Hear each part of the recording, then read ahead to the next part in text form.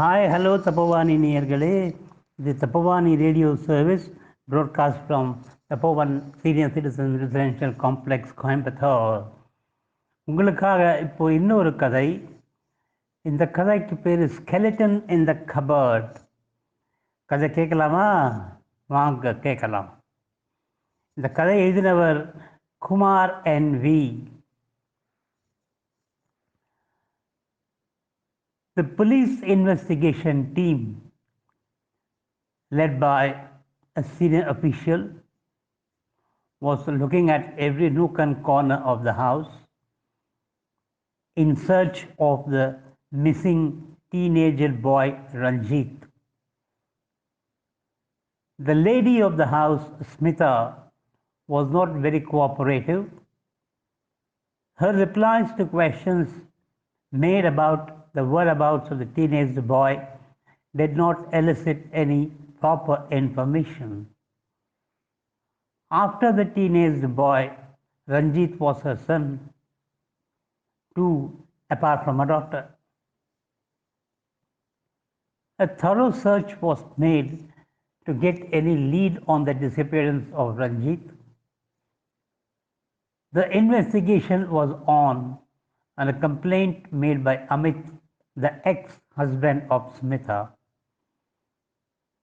Few calls made to the friends of Ranjit was of no use, as nothing much could be gathered. The investigation team went to the terrace to check for any clue. After a detailed and thorough check, an official saw a medium-sized grinding stone lying on the floor of the terrace. At first, he tried to ignore it, but on second thoughts, he tried to have a closer look. He could see some stains on the stone. He called the other officials to have a look. It was then surmised that the stains on the stone can be of dried blood.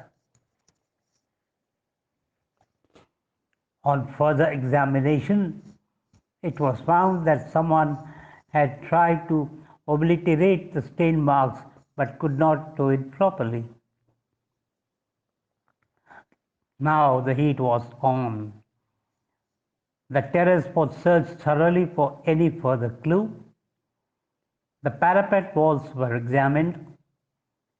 There was no sign of any physical damage done to it. Then the floor was checked very closely. At one corner, they saw some thin stain marks running to a few feet. It looked as though someone or something was dragged on. The area was marked and the stone was carefully preserved so that they don't lose track of any fingerprints. The terrace was then put under lock with seal so that there was no chance of distorting the evidence. The team then went back to the flat of Smita for further investigation. Once again, a thorough search was made without any result. The senior official was talking to Smita. He then went to the bedroom just to have another round of checking. He saw a wooden cupboard which seemed to be locked. He asked Smita to open it. She was dodging. The official then made a sign to his subordinate to break open the cupboard. He saw the face of Smita suddenly getting grim and off color. He asked his team to go ahead with the breaking of the cupboard, despite protests from Smita and her daughter Reema. The senior police official, ACP, asked Smita and Reema to shut, otherwise they'll be booked for not allowing the police officials to function. An uneasy calm then prevailed there. After several attempts, the lock of the cupboard gave in and an official opened the doors. Few clothes were hanging inside the cupboard. A cursory glance did not show anything interesting. On a further probe, the official found a big sack inside it. The official tried to take it out, but it seemed to be heavier. With some help, the sack was brought out. It was tied strongly with a nylon rope. When the sack was opened, an official tried to peek inside. He immediately became frightened and let out a big scream.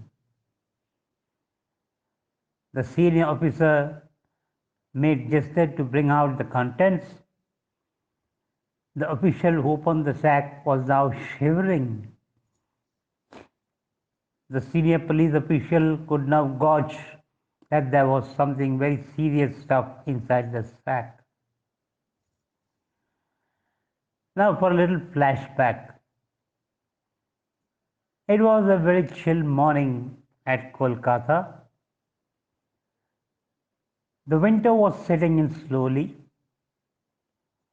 Morning smog was creating some hindrance to the city pollution level, as well affecting the flight schedules. The visibility was very low since early morning, which affected the flight landing and departure to a great extent. Amit, an entrepreneur, was feeling nervous as he could not contact his two children for the last 1 week. He was a divorcee and married again to a girl from Kolkata a couple of years ago. The couple have a cute little daughter. From his earlier marriage, Amit had a son and a daughter. Both were in the teens then, with an estranged wife. As per family court settlement for the divorce, which was granted, Amit was to have free access to their children twice a week. Amit was not able to have access to his children for the last 1 week. Every time he contacted, his wife would reply that they were busy. He started to doubt on the reply he was getting on trying to contact. His wife Smita was living in a flat with children Rima and Ranjit. Ranjit was the older one, around 17 years of age, while Rima was 14 years. Smita had the divorce settlement in a family court, yet she had filed a separate claim on the ancestral property Amit had. The case was going on. She was also trying out some tantric rituals to get the property and more alimony. One day, Amit called on Smita and told that he wanted to speak with his children. Smita knew how vexed Amit was and to pacify him, gave the mobile call to Dr. Rima. Amit spoke to Rima for some time and then asked for Ranjit. Rima just gave a casual reply that she did not know and disconnected the line. Amit tried to speak again, but there was no response. Amit was now more concerned about Ranjit and why he was not able to speak. He felt there was something fishy going on. After a deep thought, he came to a conclusion. Next day, Amit lodged a FIR alleging that Ranjit was missing.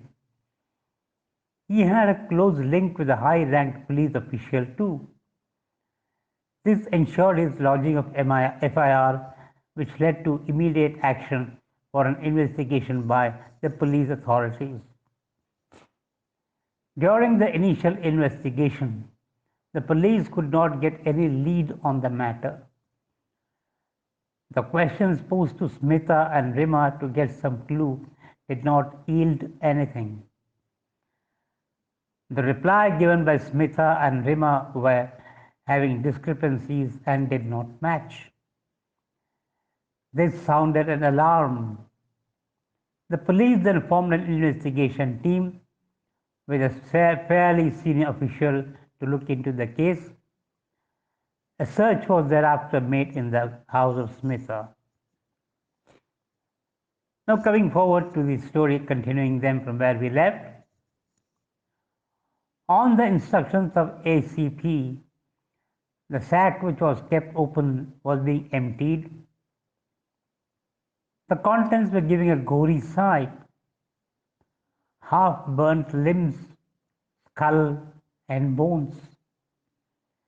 They were all shell-shocked and there was an eerie silence. Slowly they mustered courage to proceed further. It was ordered by the ACP that no one from the house should be allowed to go out. The police will keep a close watch on the activities going on inside the house. The contents of the sack was once again put inside and sealed.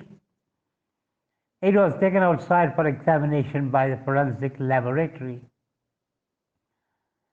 The stained grinding stone also was sent for examination. Steps were taken to arrest and take the mother and daughter for interrogation.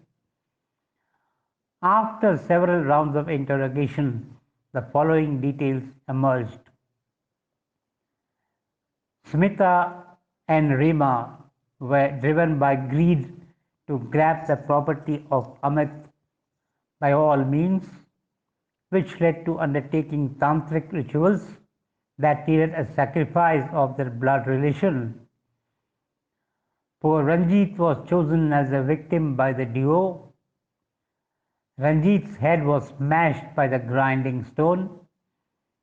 He was dragged along the terrace for the distance for which distinct marks were found on the terrace. Smitha and Rima finally accepted their involvement in the planned murder. They fell prey to greed and in the process had committed the murder of their own brother. They now understood their folly and began to repent on their ghastly deed. They blamed the tantric priest for committing the act. Amit is now in a state of shock. He could never imagine that a mother and sister would plan and murder their own brother. Well, the law will be taking its own course. However, it's very sad that the love for land and property can take away the life of an innocent teenager. This story is on the basis of a true incident which happened recently in Kolkata. துணியர்களே, கதையை கேட்டிங்களா? எப்படி இன்ட்ரெஸ்டிங்காக இருக்கா? இதே மாதிரி நிறைய கதைகள்லாம் கேட்கலாம். கேட்டுக்கொண்டிருங்கள் தப்போவானி ரேடியோ சர்வீஸ். மீண்டும் உங்கள் சந்திக்கும் வரை விடை பெறுவது உங்கள் ஆர்ஜே சுபு. சியாவ்.